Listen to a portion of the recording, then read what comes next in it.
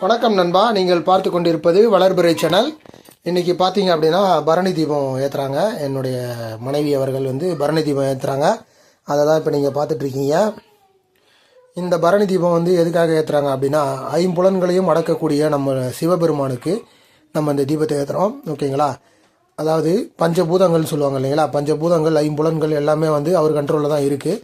So இந்த பஞ்சபூதங்கள் நீர், நெருப்பு, காற்று, ஆகாயம் இது எல்லாமே அவர் கண்ட்ரோலில் தான் இருக்குது. ஸோ அது எல்லாத்தையுமே ஒன்று சேர்க்குற விதமாக தான் இந்த தீபத்தை ஏற்றுறாங்க, பரணி தீபத்தை. ஓகேங்களா? அந்த தீபத்தை தான் இப்போ நீங்கள் பார்த்துட்ருக்கீங்க.